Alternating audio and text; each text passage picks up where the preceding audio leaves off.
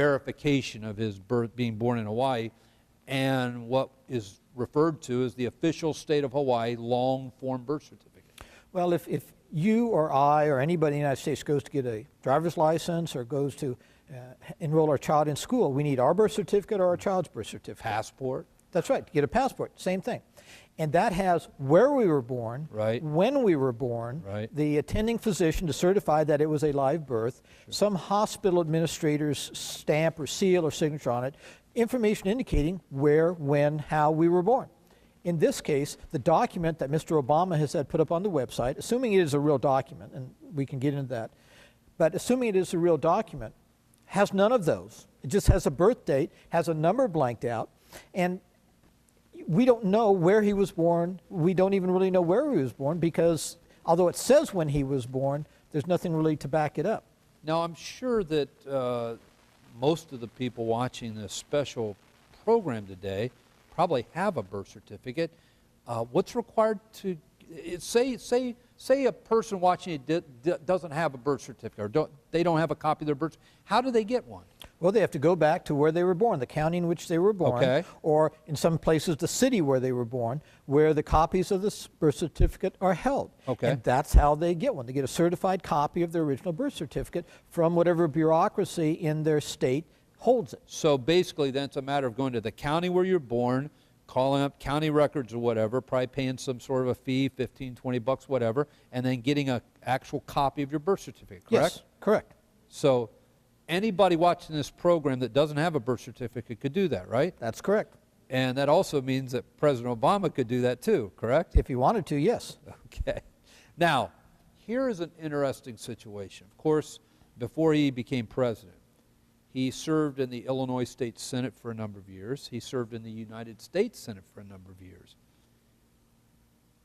How come this issue hasn't been raised until now? In other words, why wouldn't somebody have raised this when he was running for the Illinois State Senate? Why wouldn't somebody have raised this when he was running for the United States Senate? Why is it only now after he's been president is this issue becoming such a very interesting subject that people want to know about? Well, Mr. Obama was part of the Chicago political machine, so I don't think anybody would have had the guts to challenge him on that. I mean, they would have just been removed politically from the scene if they had. When he ran for U.S. Senate, as you remember, there was a scandal, and Ambassador Alan Keyes wound up as the Republican nominee for U.S. Senate against Mr. Obama. And he raised the issue during the campaign. And Mr. Obama's response, and there's a tape of this, of a debate they had, was that, well, you don't need to be a natural-born citizen unless you're running for president. That was his response. He laughed it off, and that was the end of it. He wouldn't deal with it.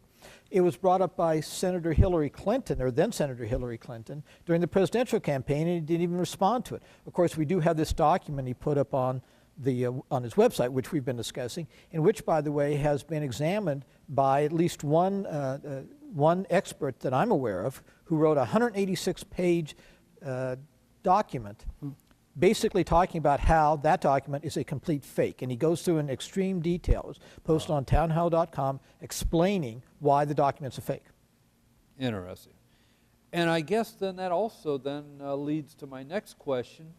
Where's the press been on this? You don't hear about this on the CBS Evening News. You don't hear about this on any 2020 investigative specials. I mean, the press has been absolutely silent. Matter of fact, that's not true either. They haven't been silent. They've almost been hostile to people that are raising this issue. Why? Well, my belief, and people can differ, my belief is that the press created Mr. Obama to be president. They didn't like Hillary Clinton for some reason. They created Mr. Obama. And now to admit that they made a big mistake would take a lot of honesty and someone who has intestinal fortitude to say, I made a mistake. The vast majority of the media is liberal controlled. The vast majority of the media is liberal. The vast majority of the media doesn't have the intestinal fortitude to admit when they're wrong. They're all a bunch of cowards. They all want to follow the pack. They don't want to get in the bad graces of Mr. Obama, who's now cut off, he won't do interviews with Fox News because they've been critical of him, although they won't touch the subject either. The only one who's had the guts so far on the national stage was recently when Rush Limbaugh made the joke about how God and Barack Obama are alike, and neither one has a birth certificate. That's the closest we've got to real national media saying anything critical. Now, there are some commentators around the country, Andrea Shea King in Florida, there's commentators in the Midwest that have been highly critical of the press and on this issue, has been trying to bring this to the attention of the public. But the mainstream media just belittles anybody who brings it up, including me. And so, unfortunately, do some of the so-called mainstream conservative media. Yeah, that's very troubling, because this isn't a difficult or a complicated issue, and you would assume that the press would at least be willing to hold President Obama accountable to at least prove where he was born. But listen, we're going to be back with some more with Gary, because I really want to get into what the United States Justice Foundation has been doing in their efforts to try to answer the question, where was President Obama born? Now, you can be part of this great movement to turn this nation back to God and biblical truth. One way you can help is by donating your old gold and jewelry to goldforsouls.com.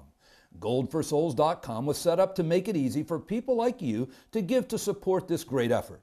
It works much like the other popular sites where you can send in your old gold and jewelry, except instead of getting a check back for a fraction of the value of the items you send in, we will send you a donation receipt for the fair market value of your jewelry. For example, if you send one of these many popular companies $100 worth of jewelry, you'll get back a check for around $10.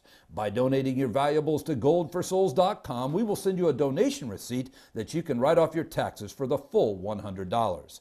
What you donate to goldforsouls.com will not only get you a tax-deductible donation receipt for the fair market value of your gold and jewelry, but it will pay you eternal dividends, since the funds will be used to help lead this nation back to God and biblical truth and the souls of men to faith in Jesus Christ. To take your stand for Christ and help lead this nation back to God and His truth, please go to www.goldforsouls.com. That's GOLDFORSOULS. www.goldforsouls.com and follow the easy instructions. Or you can call 1-877-654-1141 and request your Gold for Souls shipping pack to use your old gold and jewelry to save souls and help lead our nation back to God and biblical truth.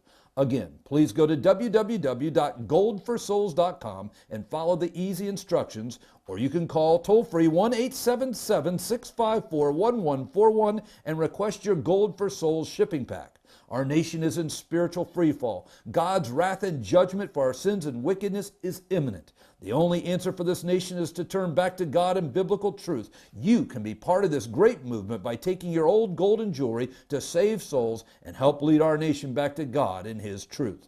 Go now to www.goldforsouls.com and follow the easy instructions, or call toll-free 1-877-654-1141 and request your Gold for Souls shipping pack. Thank you for taking your stand to see our nation turn back to God, biblical truth, and souls won for Jesus Christ. May God's richest blessings be with you and your family.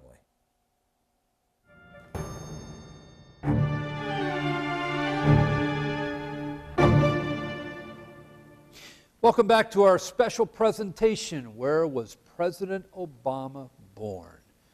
Bill Keller, founder of LivePrayer.com, and I have as my special guest today United States Justice Foundation Executive Director Gary Creep, who's been on the front lines of this issue.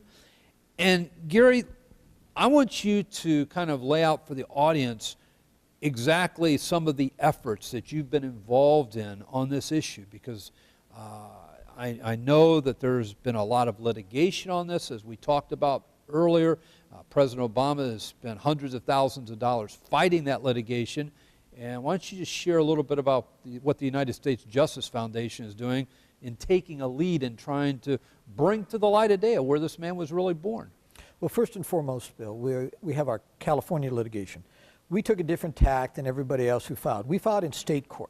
And the reason we did is that we were working with a group of attorneys around the country on a nationwide strategy. And the strategy was to challenge the Electoral College voters in each state to try to block the casting of the Electoral